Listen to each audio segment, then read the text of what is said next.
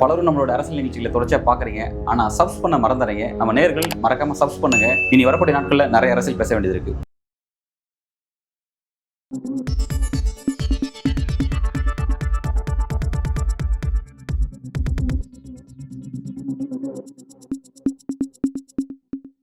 வணக்கம்.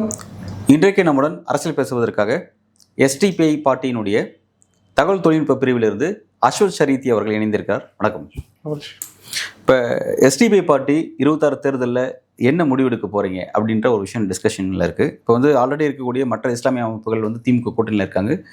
மற்றவங்க அந்த கூட்டணி பாஜக அதிமுக, அதாவது அதிமுகவோட பாஜக இணைந்ததுனால அதில் யாரும் இணையில அப்படிங்கிறத பார்க்குறோம். இந்த பக்கம் பெரும்பான்மையாக இருக்காங்க. ஏற்கனவே நீங்கள் அவங்களோட பயணிச்சுட்டு இருந்தீங்க. இப்போ நீங்கள் என்ன ஸ்டாண்டில் இருக்கிறீங்க அப்படிங்கிறது உங்களை நோக்கி ஒரு கேள்வி. ரெண்டாவது, இந்த பக்கம் விஜய் அவர்கள் அவர் ஒரு அரணா இருக்கார், நான் ஒரு மதச்சார்பற்ற அணி அப்படின்ற மாதிரி, பாஜக அல்லாதவரோட தான் கூட்டணி அப்படின்ற மாதிரி தன்னை ஒரு கேடயமாக சொல்லிட்டு இருக்காரு. இப்போ அவரை நோக்கி உங்களோட பார்வை என்னவா இருக்குது? உங்களோட நகர்வு எதை நோக்கி இருக்குது? அதிமுக கூட்டணியிலிருந்து பிஜேபிக்கு போனதுனால எஸ்டிபிஐ கட்சி அந்த கூட்டணியிலிருந்து விலகி இருக்கிறாங்க. அப்போ பிஜேபி கூட்டணியில் இருக்கக்கூடிய யாரோடும் எஸ்டிபிஐ கட்சிக்கு கூட்டணி இல்லை. அப்போ தமிழ்நாட்டில் இருக்கக்கூடிய முஸ்லீம் மக்களும் கூட பிஜேபி கூட்டணியை எல்லா காலகட்டத்திலையும் வெறுத்து வந்த இடமா தான் இருக்கிறாங்க. அந்த இடத்துல தமிழ்நாடு செக்யூலர் பாலிடிக்ஸ்குள்ளால ஒரு செக்யூலர் மதச்சார்பற்ற ஒரு கிரவுண்டாக இருக்கணுன்ற காரணத்தை ஒட்டி தான் அதிமுகவோடு எஸ்டிபிஐ கட்சி கூட்டணி வச்சிருந்துச்சு. இப்போ ஆனால் அதிமுக அதற்கான எந்த நியாயமும் செய்யாமல் திடீர்னு ஒரு நாள் நாங்கள் பிஜேபியோடு போகிறோம், அவர்களுக்கு அதற்கான எந்த கொள்கை விளக்கமும் கொடுக்கல. அப்போ வெறும் ஒரு பவர் ஷேரிங்காக அதிமுகவோட பிஜேபியோட போய் கூட்டணி செய்கிறாங்க அதிமுக. இப்போ அதில் அவர்களுக்கு ஒரு தெளிவு இல்லாத இடமா இருக்குது. 2 நாளைக்கு முன்னாடி பிரச்சாரத்துலேயும் சொல்கிறாரு, என்கிட்ட தமிழ்நாடு முதல்வர் மு க ஸ்டாலின் கேட்டிருந்தாரு, ஏன் நீங்கள் பிஜேபியோட கூட்டணி இல்லை, இப்போ போய் சேர்ந்துருக்கிறீங்க, இல்லைன்னு சொன்னீங்க, இப்போ போய் சேர்ந்துருக்கிறீங்க அப்படின்னு கேட்டதாக எடப்பாடி பழனிசாமி சொல்கிறார். அதற்கு நான் எங்கள் கட்சி நாங்கள் யாரோடு வேணாலும் கூட்டணி வைப்போம். இப்போ இந்த லெவலில் தான் அதிமுகவோட அண்டர்ஸ்டாண்டிங் இருக்குது. நாங்கள் யாரோடு வேணாலும் கூட்டணி வைப்போம். ஆனால் நம்ம பொறுத்த வரைக்கும் தமிழ்நாடு திமுகவா அதிமுகவா தான் இருக்க வேண்டிய தேவை இருக்குது. ஏன்னா ஒரு மாற்று அரசியல் சக்தி தமிழ்நாட்டில் உருவாகலை. அதை தான் தொடர்ந்து சொல்லிக்கிட்டே இருக்கிறார். இன்னொரு மாற்று சக்தியாக உருவாகலை. அப்போ அதிமுகவை பிஜேபி கரைச்சிரும், ஒன்றும் இல்லாமல் செஞ்சிரும்ன்றது எஸ்டிபிஐ கட்சியும் சொல்லுது, விசிகா போன்ற கட்சிகளும் சொல்லிக்கிட்டு இருக்கிறாங்க. தொடர்ந்து எல்லா தரப்புகளும் அதிமுகவை எச்சரிச்சுக்கிட்டே இருக்கிறாங்க. ஆனால் அதிமுகவிற்கு அம்மையார் ஜெயலலிதாவுக்கு பின்பு பெரிய தெளிவு இல்லாமல் ஒரு பக்கம் இருக்கு. இப்போ நமக்கு பிஜேபியை பலவீனப்படுத்த வேண்டிய நோக்கத்தின் அடிப்படையில் தான் அதிமுகவோட கூட்டணி வைக்கிறோம். அப்போ அந்த இடங்கள்ல எஸ்டிபிஐ கட்சிக்கு இன்னொரு 6 மாதம் தேர்தல் அமைப்பில் 6 மாதம் இருக்கு. அப்போ இதில் புதுசாக எமர்ஜ் ஆகி வரக்கூடிய விஜய் போன்ற தரப்புகள் தங்களை செக்யூலராக தான் முன் வைக்கிறாங்க. இப்போ தமிழ்நாட்டில் ஒரு பக்கம் திமுக போன்ற ஒரு கட்சிகள் இருக்கு, இன்னொரு பக்கம் எதிரில் யார் இருக்கிறாங்க? இப்போ திமுக வாஸ் பாஜகன்னு வந்தால் யாருக்கு நன்மை அப்படின்னு ஒரு கேள்வி இருக்கு. இப்போ திமுக வாஸ் அதிமுகன்னு இருக்கும்போது தமிழ்நாட்டு மக்களுக்கு ஓரளவுக்கு சேஃப் கிரவுண்ட் நம்மளால இது பண்ண முடியும். மாற்று அரசு சக்திகள் உருவாகும் போது நாம் அடுத்தது இடதுசாரி தரப்போ இல்லை இன்னொரு மாற்று சக்திகள் உருவாகும் போது நம்ம இன்னொரு அலைன்மெண்ட்டுக்குள்ளால போகலாம். அப்போ இன்னைக்கு அந்த இன்க்ளூசிவ் பாலிடிக்ஸில் ஒரு கேள்வி வந்திருக்குல்ல, அதில் ஒரு அச்சம் உருவாயிருக்கு. 1 நேஷன் 1 கண்ட்ரின்ற 1 எலெக்ஷன்ற இடத்துக்குள்ளால பேசப்படுது, இந்தியா செக்யூலர் கண்ட்ரின்ற ஒரு இடத்துல பேசப்படுது. இது எல்லாம் ஒரு சூழலுக்குள்ளால ஒரு முஸ்லீம் தலைமையை கொண்ட கட்சி என்ன முடிவெடுக்க முடியுன்ற ஒரு கேள்வி இருக்கு. இல்லை, புரிஞ்சுக்க முடியுது. இப்போ இந்த தான் ஒரு கேள்வி. நீங்கள் தான் அதிமுக கூட்டணியில் இருந்தீங்க, உங்களை தான் பெரிய கட்சி வேறு யாரும் வரல அப்படிங்கிறத பார்த்துட்டு இருந்தோம். நீங்கள் கூட இருக்கும் பொழுதே உங்களை தவிர்த்துட்டு இல்லை உங்கள்கிட்ட டிஸ்கஸ் பண்ணாமல் ஒரு மதவாத சக்தி பாஜகவோட கூட்டணி வைக்கிற அந்த டைமென்ஷன் ஏன் நகர்ந்தார் அவர்? இல்லை, நீங்கள் இந்த இதிலே கூட வக்பு திருத்த சட்டத்திலே மாநிலத்தில் எஸ்பி வேலுமணி வாசித்தார். எஸ்டிபி கட்சி அன்னைக்கு கூட்டணியில் இருந்துச்சு. மாநிலத்தில் அவையில் பேசும்போது மாநிலங்கள் சட்டமன்றத்தில் பேசும்போது எஸ்பி வேலுமணி வக்பு திருத்த சட்டத்திற்கு எதிராக தான் பேசுகிறாங்க. மதியில் அது வேற மாதிரி மாறுது.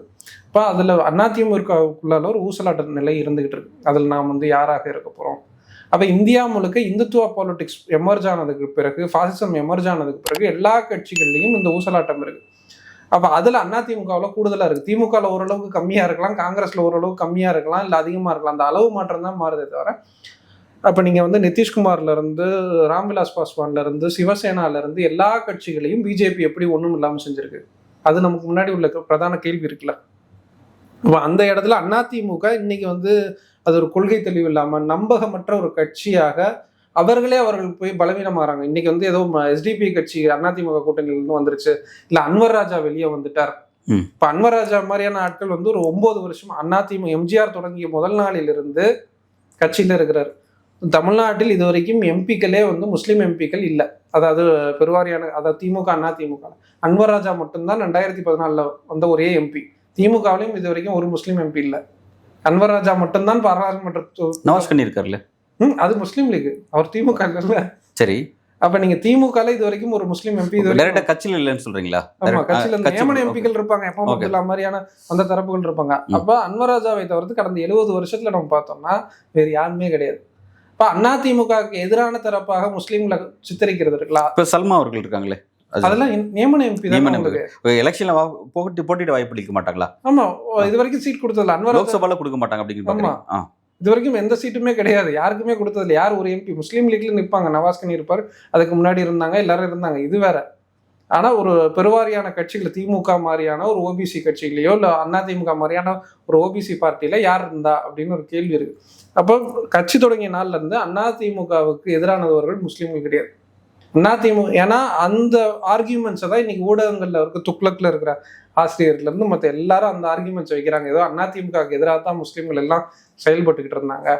எம்ஜிஆர் காலத்திலையும் அதிமுகவில் முஸ்லீம்கள் இருந்தாங்க. அப்ப 90களுக்கு பிறகு இந்த அரசியல் எப்படி மாறுது, பாபரி பள்ளிக்கு அப்புறம் எப்படி மாறுது, தமிழ்நாட்டில் வந்து 2 பெரிய ஆளுமைகளான கலைஞரும் அம்மையார் ஜெயலலிதாவும் இறந்ததுக்கு பிறகு என்னவா மாறி இருக்கு.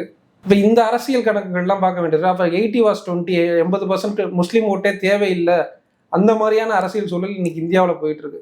இப்போ அந்த இடத்துல விஜய் மாதிரியான தரப்புகள் இன்க்ளூசிவா இருக்கணும். பக்கத்துல ஒரு விஜய் நின்றுகிட்டு இருந்தாவே பக்கத்துல ஒரு ரிஜா போட்டு ஒரு அம்மா நின்றுகிட்டு இருப்பாங்க. இப்போ நீங்க வந்து தமிழ்நாடு அரசு திட்டங்கள்லேயே கூட, இன்னைக்கு திமுக கொண்டு வர திட்டங்கள்லேயே கூட எல்லோரையும் இன்க்ளூசிவ் பண்றதுக்கு ஒரு எல்லா மதத்தை சேர்ந்தவர்களையும் கூட அதில் ஒரு ரிஜா போட்டு ஒரு லேடி அவங்க வைக்க வேண்டிய தேவை இருக்கு. ஏன்னா இந்தியாவிலும் உலக அளவிலும் இஸ்லாமோபோபியா அரசியல் மேலோங்கும்போது, அப்போ நான் வந்து ஒரு இன்க்ளூசிவ் பாலிடிக்ஸ் பேசுறேன், செக்யூலர் பாலிடிக்ஸ் பேசுறேன்னா அங்கே ஒரு ஹிஜாப் ஒரு அடையாளமாக தேவைப்படுது. நீங்க திமுக வந்து அரசு திட்டங்கள்ல கூட வைக்க வேண்டியது இருக்கு. ஒரு பெண்கள் மாற்றுத்திறனாளி வைக்கணும், ஒரு முதியோர் வைக்கணும், பெண்கள் வைக்கணும், பெண்கள்ல வந்து சிறுபான்மையினர் வைக்கணும், இது எல்லாம் ஒரு அடையாளம் இருக்குல்ல. அப்ப இன்னைக்கு அப்ப நீங்க அதிமுகல இருந்த ஒரே தரப்பு வந்து இவருக்கு தமிழ் மகன் ஹுசைனுக்கு ஒரு 85 வயசுக்கு மேல ஆயிடுச்சு. அதுக்கு மேல பார்த்தோம்னா அன்வர் ராஜா மட்டும்தான் அதிமுகவோட ஒரு முஸ்லீம் முகம். வேறு யாருமே அதிமுகல முஸ்லீம் முகமே இல்லாத அளவுக்கு மாறி இருக்கு. அப்ப இதை நம்ம என்னவா புரிஞ்சுக்குவோம், அப்ப தமிழ்நாட்டில் இருக்கக்கூடிய ஒரு செக்யூலர் பார்ட்டி அதிமுக போன்ற பார்ட்டியில இருந்த முஸ்லீம் முகமே மாறிடுச்சுன்னா அது யாருக்கான கட்சி? ஓகே, ஒரு முக்கியமான விஷயத்த நீங்கள் கிளப்பிருக்கீங்க, அந்த மாதிரி இருக்குது அப்படின்னு சொல்கிறீங்க. இப்போ நான் தான் கேட்குறேன், ஏற்கனவே ஓகே அதிமுக அந்த மாதிரி நகரம் நோக்கி நகர்ந்துட்டாங்க, நீங்கள் கூட்டணியில் இருந்தாலும் உங்களை பற்றி கருதாமல் அவங்க வந்து பொருட்படுத்தாமல் அதை நோக்கி நகர்ந்துட்டாங்க. ஸோ வந்து இப்போ இந்த பக்கம் விஜய் வந்து அவர் ஒரு அடையாளத்தை ஒரு கிரவுண்டை ஒரு விண்டோ ஓப்பன் பண்ணியிருக்கிறார். அவர் மீது உங்களோட பார்வை என்னவா இருக்குது? இல்லை, விஜய் வந்து எமர்ஜ் ஆகிட்டு இருக்கிறாரு. இன்னொன்று, எல்லா சுமைகளையும் வந்து உங்களில் பாவம் செய்யாதவர்கள் என் மீது கல்லறிங்கள் சொன்ன மாதிரி தான் எல்லா சுமையும் முஸ்லீம்கள் சுமக்க முடியாது. அப்போ நீங்கள் ஓபிசி இந்துக்கள் வந்து முஸ்லீம்களுக்கு செக்யூலர் பாலிடிக்ஸ் தேவை. அது விஜயும் தேவை, அதிமுகவும் தேவை, திமுகவும் தேவை, காங்கிரஸும் தேவை, எல்லா தரப்பும் தேவை. இங்கே டிசைடிங் அத்தாரிட்டி இந்திய முஸ்லீம்கள் கிடையாது. ஆனால் தீர்மானிக்கக்கூடிய சக்தி, ஒரு கணிசமான வாக்குகளில் ஜெயிக்கக்கூடிய வாக்குகளில் தீர்மானிக்கக்கூடிய சக்திகளாக முஸ்லீம்கள் இருக்கிறாங்க. அப்போ இந்த ஓபிசி இந்துக்கள் யாருக்காக இருக்கிறாங்க? இப்போ நாங்கள் வந்து விஜய் ஆதரிக்கிறோமா, ஆதரிக்கிறோம், திமுக ஆதரிக்கிறோமா, ஆதரிக்கிறோம், அதிமுக ஆதரிக்கிறோமா, அதாவது அந்த செக்யூலர் பாலிடிக்ஸ் சொல்கிறேன். அப்போ அந்த செக்யூலர் பாலிடிக்ஸை யார் யாரெல்லாம் கொண்டு வராங்களோ, அதை பேசுகிறாங்களோ, சீமானோட சில ஸ்டேட்மெண்ட்ஸையும் ஆதரிப்பாங்க. அப்போ நீங்கள் வந்து அது எல்லாத்தையும் தேர்தல் கூட்டணி கணக்கில் மட்டுமே புரிஞ்சுக்க தேவையில்லை. அப்போ மற்ற இடங்கள்ல வந்து என்னவா இருக்கிறாங்க? அப்போ நான் வந்து ஓபிசி இந்துக்கள் வந்து விஜய் என்னவா பார்க்குறாங்க, முஸ்லீம்கள் பாசிட்டிவா பார்க்குறாங்க. சரி, அவர் ஏதோ நீங்கள் பொதுவாக தான் சொல்லிட்டு இருக்கீங்க, மற்றவங்க என்னவா பார்க்குறேன் அப்படின்னு கேட்குறேன். நான் நீங்கள் என்னவா பார்க்குறீங்க, அதாவது உங்கள் பார்ட்டி என்னவா தான் பார்க்குறாங்க? விஜய் பாசிட்டிவாக தான் பார்க்குறாங்க. விஜய் வரட்டும், பேசட்டும். இப்போ செக்யூலர் பாலிடிக்ஸ், ஏன்னா செக்யூலர் கிரவுண்டு தமிழ்நாட்டில் வந்து வீக்கனாக இருக்குது. ஒரு பக்கம் திமுக தான் இருக்குது, திமுகவுக்கு எதிர்கட்சியாக ஒரு தரப்பு இல்லாமல் இருக்குது. அதிமுகவும் ஒரு பிஜேபியோட கரைஞ்சிருக்கிறாங்க. அப்போ அந்த இடத்துல ஒரு ஆப்போசிட் செக்யூலர் பாலிடிக்ஸ் உருவாகணும்ல. இப்போ விஜய் பாசிட்டிவாக தான் பார்க்குறாங்க. விஜய் வந்து நெகட்டிவாவோ எதிர் சக்தியாவோ எஸ்டிபிக்கு எதிராகவோ இல்லை முஸ்லீம் சமூகத்துக்கு எதிர் சக்தியாலாம் பார்க்கல. விஜய் பாசிட்டிவாக தான் பார்க்குறாங்க. ஆனால் அது ஒரு தேர்தல் காலகட்டங்களில் அந்த பொலிட்டிக்கல் கிளைமேட் எப்படி மாறுது, ஒருவேளை அதிமுகவும் விஜயும் கூட கூட்டணி வைக்கலாம், பிஜேபியை கூட கலட்டி விடலாம். அப்போ நீங்கள் வந்து பிஜேபி பலவீனமாகணும். அதிமுகவும் விஜயும் சேர்ந்தாலும் நல்லது தான். அப்ப அந்த கூட்டணியிலையும் போகிறதுக்கு வாய்ப்பு இருக்கு. இல்லைங்க, அது போன வாய்ப்பு இருக்கு நான் பாக்குறேன். இப்போதைக்கு அதுக்கான வாய்ப்பு இல்லை. இப்போதைக்கு வந்து பாத்தீங்கன்னா அது அப்படிதான் இருக்கு. இப்போதைக்கு இல்ல. அதிமுக பாஜக கூட்டணி ஒன்று இருக்கு, இந்த பக்கம் திமுக கூட்டணி இருக்கு, இந்த பக்கம் வந்து சீமான் விஜய் அப்படின்னு இருக்கு. இப்போ இதுல எஸ்டிபியோட தேர்வு எதுவா இருக்கு, நீங்க எப்படி நீங்க மூவ் பண்ண போறீங்க, அல்லது உங்கள் தலைப்புல 5வது அணியா, அல்ல எப்படி நீங்க அதை பிளான் பண்ண? இல்ல, அது இன்னொரு 6 மாசம் இருக்கு. இன்னும் கட்சி தலைமை முடிவு எடுக்கல, மாநிலத்திலயும் முடிவு எடுக்கணும், மத்தியிலையும் முடிவு எடுக்கணும். அப்ப அந்த சூழல்ல வந்து இன்னொரு 6 மாசம் டிசம்பர் வரைக்கும் வந்ததுக்கு அப்புறம் தான் அந்த முடிவுகள் வரும், தேர்தல் முடிவுகள் வரும். மற்றபடி பிஜேபியை பலவீனப்படுத்தக்கூடிய அரசியல எஸ்டிபி தொடர்ந்து செஞ்சுக்கிட்டு தான் இருக்கு. அப்ப அந்த இடத்துல வந்து அதிமுகவை எச்சரிச்சுக்கிட்டு இருக்கிறாங்க. அதிமுகவுக்கு அதோட சீரியஸ்னஸ் புரியாம சிவசேனா போன்ற கட்சிகளே ஒன்றும் இல்லாம மாத்தி இருக்கிறாங்க. அப்ப இங்க ஒண்ணுமே இல்லை, கொள்கையே இல்லாம நின்றுட்டு இருக்கிறாங்க. ஓகே, இப்போ நீங்கள் சொன்னதெல்லாம் நான் கேட்குறேன். இப்போ வந்து அன்வர் ராஜா அவர்கள், அதாவது அதிமுகவில் இருந்து ஒரு முக்கியமான ஒரு சிறுபான்மையினுடைய சமூகத்தை சேர்ந்த ஒரு தலைவர், அவர் அமைப்பு செயலாளராக இருக்கக்கூடியவர். இப்போ அவர் அங்கே வந்துட்டார் அப்படின்னா என்ன விதமான ஒரு எச்சரிக்கை மணியை அவர் அதிமுகவுக்கும் இபிஎஸ்க்கும் கொடுத்துருக்கிறாரு? அது அவங்களுக்கு மட்டும் ஒரு எச்சரிக்கை மணியா, அல்லது ஒட்டுமொத்த இஸ்லாமிய சமூகங்களுக்கும் ஒரு எச்சரிக்கை மணியா கொடுக்குறாரா அன்வர் ராஜா? ஒட்டுமொத்த முஸ்லீம் சமூகத்துக்கு மட்டும் இல்லை, முஸ்லீம் சமூகமா எஸ்டிபிஐ கட்சியை தவிர்த்து பார்த்தாலும் முஸ்லீம் சமூகம் மிக தெளிவாக இந்தியாவில் கடந்த 75 வருஷமா யாருக்கு ஓட் பண்ணணும், எந்த செக்யூலர் பாலிடிக்ஸுக்கு தான் ஓட் பண்ணியிருக்கு. ஒட்டுமொத்த முஸ்லீம் சமூகமே சொல்றேன், எஸ்டிபிஐ கட்சி மட்டும் சொல்ல, இந்தியாவிலேவா, இந்தியா முழுக்க யாருக்கு ஓட் பண்ணணும், செக்யூலர் பாலிடிக்ஸ் ஒன்று காங்கிரஸ்க்கு போடலாம், இல்லை அந்த உள்ளூரில் இருக்கக்கூடிய ஒரு மிதவாத தரப்புக்கு தான் முஸ்லீம் சமூகம் ஓட் போட்டிருக்கு. அப்போ உயர்சாதி இந்துக்களை மாதிரியோ இல்லை ஓபிசிக்களை மாதிரியோ போய் பிஜேபியை வளர்த்து விடுற வேலையை எங்கேயுமே முஸ்லீம் 1-2 பேர் பார்க்கலாம். வேலூர் இப்ராஹிமா இங்கே கோடிக்கணக்கான மக்களில் 1-2 பேரை பொறுக்கலாம். முஸ்லீம் சமூகம் இந்தியா முழுக்க திமுக ஓட்டு பண்ணியிருப்பான், இல்லை அதிமுக பண்ணியிருப்பான், இல்லை காங்கிரஸ்க்கு பண்ணியிருப்பான், இல்லை சிபிஎம்க்கு பண்ணியிருப்பான். இப்படிதான் இருக்குமே தவிர ஒரு தீவிர வலதுசாரி தரப்புகளுக்கு இந்தியா முழுக்க எந்த முஸ்லீம்களும் அந்த சைடுக்கே போகலை. அப்ப நீங்க இந்த இடத்துல அன்வர் ராஜா போன்ற தரப்புகள் வந்து கடந்த 9 வருஷமா அம்மையார் ஜெயலலிதா பிறகு 2020 என் சொந்தக்காரனே என்னை பார்க்க மாட்டான், அழுதாரு. பேட்டியில தான் டிவியில வந்து அழுகுறாரு, என் சொந்தக்காரனே என் மூஞ்சியை பார்க்க மாட்டான், திருப்பிக்கிட்டு போறான். இப்ப இந்த பிரச்சனை வந்து கடந்த 9 வருஷமா அந்த கட்சியில இருக்கிறார். உன் கட்சியில பிரச்சனையாகிட்டே இருக்குது அவருக்கு. இப்போ ஒரு 2021 விலகி வர்றாரு, இபிஎஸ்ஐ எதிர்த்து ஸ்டேட்மெண்ட் கொடுத்துட்டு திருப்பி போய் இணைகிறாரு. இப்போ இந்த ஊசலாட்டம் அதிமுக தொடங்கிய இத்தனைக்கும் மினிஸ்டராக இருந்தவர், அமைப்பு செயலாளராக இருந்தவர், எம்பியாக இருந்தவர், இது எல்லா பொறுப்புகளையும் வகிச்சு ஒருத்தருக்கு இவ்வளவு நெருக்கடி இருக்கு. ஆனால் அங்கே இருக்கக்கூடிய ஓஎஸ் மணியனோ சிவி சண்முகமோ இன்னும் இருக்க எஸ்பி வேலுமணியோ இந்த மாதிரியான தரப்புகளுக்கு ஏன் அந்த நெருக்கடி வரமாட்டேங்குது? அதிமுக உடனே திமுக போயிட்டோன்னா கொண்டாடுறாங்க எல்லாரும், சரி அதெல்லாம் வரவே இருக்கிறான். ஏன் இந்த நெருக்கடி எஸ்பி வேலுமணியோட சமூகத்துக்கு வரல? ஏன் இந்த நெருக்கடி வந்து சிவி சண்முகத்தோட வரல, ஓஎஸ் மணியனுக்கு வரல? ஏன் இந்த ஓபிசி கம்யூனிட்டிஸ்க்கு அந்த கில்ட்டே வரல? பிஜேபியில் இருக்கிறதை பற்றியான கில்ட் இல்லை. 2020 அவர் கொடுத்த ஸ்டேட்மெண்ட் தான் அன்வர் ராஜா, என் சொந்தக்காரன் என் மூஞ்சியை பார்க்க மாட்டான். சொந்தக்காரனே பார்க்க மாட்டான்னா ஊர்க்காரன் எப்படி பார்ப்பான், அவனுக்கு ஓட் போடுறவன் எப்படி பார்ப்பான்? ஆனால் வந்து மற்ற ஓபிசி கம்யூனிட்டிஸ் வந்து பிஜேபி வந்து எதிரியாக பார்க்குறாங்களா, இல்லை அந்த அரசியலை திமுகவோ மற்ற கம்யூனிஸ்ட் தரப்புகளோ மற்றவர்களோ உருவாக்குறாங்களா? நான் அன்னைக்கு காலையில் வந்து மத்தியானம் வந்து பிஜேபியோடு போகும்போது காலையில் வந்து எஸ்டிபிஐ கட்சி திமுகவோடு போய் பேசுகிறாங்க. வக்பு திருத்த சட்டத்திற்கு எதிராக அன்னைக்கு கூட்டணியிலே இருந்தாலும் போய் நன்றி தெரிவிக்கிறாங்க, வாழ்த்து தெரிவிக்கிறாங்க, எல்லாம் தெரிவிக்கிறாங்க. ஆனால் நீங்கள் வந்து இந்த சைடில் இருந்து அன்னைக்கு பார்த்தீங்கன்னா நீங்கள் புதிய பாரதம் பூவையார் வந்து இன்னும் அங்கே தான் இருக்கிறார், அதிமுக கூட்டணியில் தான் இருக்கிறார். எந்த நெருக்கடியும் கிடையாது. நான் வந்து சிவி சண்முகத்தையும் சொல்கிறேன், ஓஎஸ் மணியனையும் சொல்கிறேன். இப்போ நீங்கள் சொல்கிறத பார்த்தா வந்து இப்போ நீங்கள் இப்படி ஒரு விஷயத்தை முன்னோக்கி விரும்புறீங்களா, அல்லது வந்து அதாவது என்ன சொல்ல வரீங்கன்னா பாஜக இஸ்லாமியர்களுக்கு மட்டும் எதிரானது கிடையாது, ஒட்டுமொத்த ஓபிசிக்கு எதிரானது அப்படிங்கிறதா நீங்க அந்த அரசியலுக்கு எதிரானது. ஆனா அந்த எதிரான அரசியலை இன்னும் வலுப்படுத்த வேண்டிய அரசியலை செய்யாம இருக்கிறாங்க. இந்தியா கூட்டணி அதை செஞ்சிருக்கணும். ஏன் இப்போ நான் என்னோட கேள்வி என்னன்னா, ஏன் வந்து நீங்க தனித்தனியா பிரிச்சு நீங்க சொல்றீங்க, அதாவது இஸ்லாமியர்களுக்கு தனியா ஓபிசி தனின்னு சொல்லி கேஸ்ட் பேஸ்ல நீங்க பிரிக்கிறீங்களே, மக்களுக்கு எதிரானது அப்படின்ற அந்த டேர்ம்ஸ் அப்படி யூஸ் பண்ணலாமே அப்படின்னு கேட்கறேன். அப்படி நீங்க மக்களுக்கு எதிரான நீங்க ஒண்ணு கட்சியா பார்க்க வேண்டியது இருக்கு. ஒரு சில இடங்கள்ல கட்சியா இங்க மொபிலைஸ் ஆயிருக்கிறாங்களா? இப்ப திமுகவா தமிழ்நாட்டில் ஒரு 8 கோடி பேர் இருக்கிறாங்க. எத்தனை பேர் வந்து திமுகவா மொபிலைஸ் ஆயிருக்கிறாங்க? இங்க கம்யூனிட்டி பேஸ்ல தான் மொபிலைஸ் ஆயிருக்கிறாங்க. மக்கள் கம்யூனிட்டி கான்சியஸ்னஸ் தான் இருக்குது. பொலிட்டிக்கல் கான்சியஸ்னஸ்ன்றது திமுகவோ இல்லை கம்யூனிஸ்டோ அந்த மக்கள் திரள் வந்து கம்மி தான். அப்ப நீங்க வந்து கம்யூனிட்டி கான்சியஸ்னஸ்ல இருந்து நீங்க பிஜேபி நீங்க பண்பாட்டு தளத்துல எதிர்க்க வேண்டியது இருக்கு, அரசியல் தளத்துல எதிர்க்க வேண்டியது. என்சிஆர்டி புக்ல வந்து பாபரையும் அக்பரையும் ஷாஜகானையும் உட்காந்து புக்ல எழுதிக்கிட்டு இருக்கிறாங்க. அப்போ நீங்கள் வந்து சிபிஎஸ்சி புக்ஸில் எழுதிக்கிட்டு இருக்கிறாங்க. முஸ்லீம்களை கெட்டோவைசேஷன் பண்ணுறதுக்கான வேலைகள் நடக்குது. இப்போ இது எல்லாத்தையும் தேர்தல் கணக்கில் ஓட் பேங்க்கில் மட்டும்தான் நீங்கள் சனாதானத்தை எதிர்க்க முடியுமா? அப்போ அரசியல் தளத்தில், பண்பாட்டு தளத்தில், கல்வி புலங்களில், சினிமாக்களில் எல்லா தளங்களிலும் பிஜேபி எதிர்க்க வேண்டியிருக்கு. முஸ்லீம் சமூகத்துக்கு திமுகவுக்கு ஓட்டு போட்டுறாங்க வச்சுக்கோமே, திமுகவுக்கு ஓட்டு போட்டுறாங்க, காங்கிரஸ்க்கு ஓட்டு போட்டுறாங்க. அதனால எனக்கான எந்த பிரச்சனையும் இல்லாமல் போயிருமா? இப்போ யூபியில் வந்து கேஎஃப்சி உணவகத்தை வந்து மூடினாங்க. பிரச்சனை. அப்போ அதை ஒட்டி நசீர்ன்ற இன்னொரு உணவகத்தையும் மூடுறாங்க. கேஎஃப்சி வந்து உலகம் முழுக்க பீஃப் பர்கர் எல்லாம் சர்வ் பண்ணுறாரு. கேஎஃப்சியாலையும் கூட இந்தியாவில் பீஃப்லாம் இது சர்வ் பண்ண முடியல, சிக்கனை தான் பண்ணுறாங்க. அந்த சிக்கனுக்கும் 1 மாதம் தடை போடுறாங்க. அந்த தடை போட்டதுலேயும் வந்து என்ன நடக்குதுன்னா, நான் வெஜிடேரியனாக மாற்றிக்கிறேன், 1 மாதம் ரன் பண்ணிக்கிறேன் ரெஸ்டாரண்ட்ன்றாங்க. அப்போ நீங்கள் இங்கே ஒரு நிறுவனங்களை முஸ்லீம்கள் நடத்துறதுலேருந்து எல்லாமே பிரச்சனையாக இருக்குல்ல. ஒரு நிறுவனத்தை நடத்துறது, அதை வாங்குறது. யூபியில் தான் பீஃப் எக்ஸ்போர்ட் அதிகம். அந்த நிறுவனத்தை நடத்துறதெல்லாம் யாரு? பீஃப் பிரச்சனைன்னு ஒரு பக்கம் பேசிக்கிட்டு, இன்னொரு பக்கம் அந்த நிறுவனங்கள் எல்லாம் நடத்தக்கூடிய நபர்கள் வந்து உயர் சாதி இந்துக்களா இருக்கிறாங்க. ஹலால் எக்ஸ்போர்ட்டை மிடில் ஈஸ்ட்டுக்கு எக்ஸ்போர்ட் பண்ணிட்டு இருக்கிறாங்க. தமிழ்நாட்டுக்குள்ளால எடுத்துட்டு வரோம்னா, தமிழ்நாட்டுக்குள்ளால என்னவா இருக்கிறாங்க? இப்போ அன்வர் ராஜாவுக்கு அதிமுக போன்ற கட்சிகள் அன்வர் ராஜாவுக்கு தான் நெருக்கடி இருக்கு. மற்றவர்களுக்கு ஏன் அந்த நெருக்கடி உருவாகல? அந்த அரசியலை ஏன் வலுப்படுத்தல? திமுக வந்து ஒரு மதச்சார்பற்ற அணியா இருக்கு, பாஜக அணிக்கு மாற்றான ஒரு அணியை தங்களை நிறுவிட்டு இருக்காங்க. அவங்க கிட்ட, குறிப்பா திமுக கிட்ட அந்த மதவாதத்தை எதிர்க்கக்கூடிய விஷயங்கள் தேர்தல் களத்தில் சரி, அரசியல் களத்தில் அவங்க வந்து கிளியராக இருக்காங்க. அதை தாண்டி எல்லா இடத்துலையும் பர்ஃபெக்டாக இருக்காங்களா? அது போதுமானதாக இருக்கா? நீங்கள் அதை எப்படி பார்க்குறீங்க? இல்லை இன்னும் தேவைப்படுது, இந்த விஷயத்தில் இன்னும் வந்து அவங்க கான்சன்ட்ரேட் பண்ண வேண்டியது இருக்கு அப்படின்னு நீங்கள் பார்க்குறீங்களா? இல்லை, இப்போ நீங்கள் 1000 குடமுழுக்கு நடத்திட்டோம், மருதமலையில் வந்து முருகர் சிலை கட்ட போகிறோம். இப்போ இந்த அரசியல் ஏன் ரைஸ் இன்னும் இஷ்யூ பேஸில் வந்து திமுக செய்யக்கூடிய பிரச்சனைகளை வந்து எஸ்டிபிஐ கட்சி கண்டிச்சுக்கிட்டு தான் இருக்குன்னா, தமிழ்நாட்டில் நடக்கக்கூடிய சாதிய ரீதியான தாக்குதலாக இருக்கலாம், தலித்துகள் மீது நடக்கிறதா இருக்கலாம், முஸ்லீம்கள் மீது அங்கே நடக்கிறதா இருக்கலாம், மற்ற இஷ்யூ பேஸில் வந்து பேசிக்கிட்டு இருக்கிறாங்க. அப்போ அந்த இடத்துல திமுக கிட்ட போதாமைகள் இருக்க தான் செய்யுது. இன்னொன்று, அந்த இந்துத்துவ அரசியலின் தாக்கம் எல்லா மட்டங்களிலும் ஏன் சேகர் பாபு மாதிரியான அமைச்சர்களை வச்சுக்கிட்டு அது நடக்குது?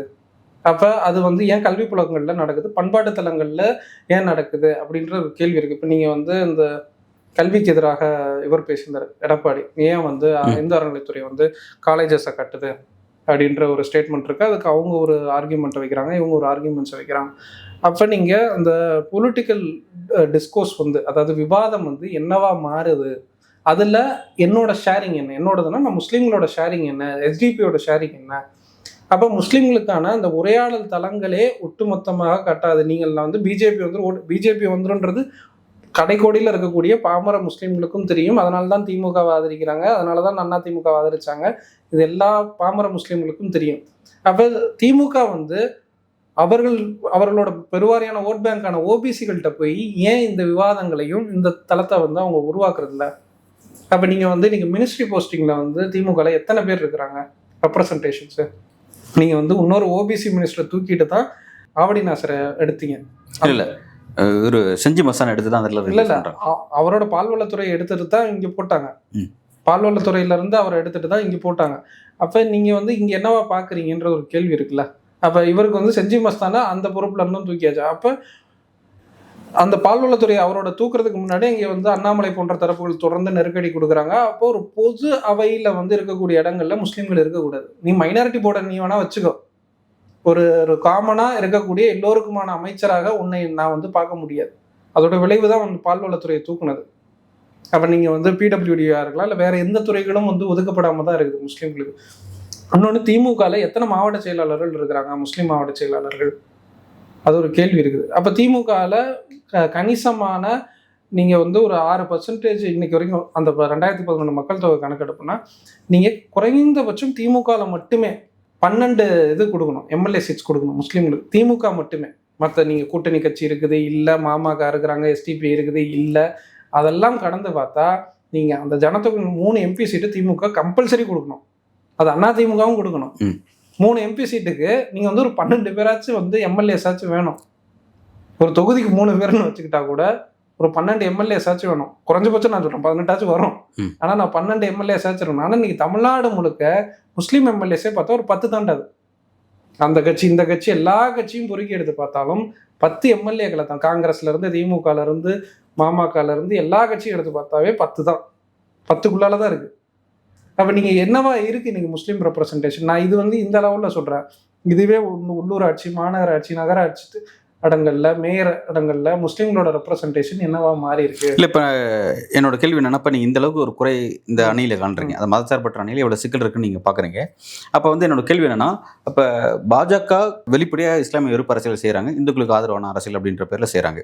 இப்போ வந்து அதுக்கு மாற்றாக செயல்படக்கூடிய இடத்துல இருக்கக்கூடிய திமுக உள்ளிட்ட மதச்சார்பற்ற அணிகள் அவங்களுக்கு சரியான இடத்துல நீங்கள் அப்படின்னா நாங்கள் இப்படின்னு முழுசாக நிற்காம ஒரு நெருக்கடியில் நாங்களும் ஒரு மதச்சார்பற்ற அணியை மெயின்டைன் பண்ணுறதா சொல்லிக்கிட்டு பட் அதுக்குள்ளேயும் எல்லாத்துக்குமான ரெப்ரஸன்டேட்டிவ் கொடுக்க முடியாத அளவில் ஒரு நெருக்கடி தான் இருக்கான்னு நீங்கள் ஃபீல் பண்ணுறீங்க? இல்லை, அவங்க இன்னொரு பக்கம் அவர்கள் உருவாக்கக்கூடிய இந்துத்துவ அரசியல் இருந்து இவங்க நெருக்கடி இருக்கிறாங்க. அப்போ நீங்கள் நெருக்கடிக்கு மாற்றாங்க நான் செக்யூலர் பாலிடிக்ஸ் பண்ணுறேன்னா எனக்கான ஷேரிங்ஸ் வரணும். ஓகே, அதை வந்து திமுகவில் ஒரு 12 எம்எல்ஏ 18 எம்எல்ஏ ஆச்சு திமுக கட்சி உறுப்பினர்களாக நீங்கள் கொடுக்க வேண்டியது தேவை இருக்கு.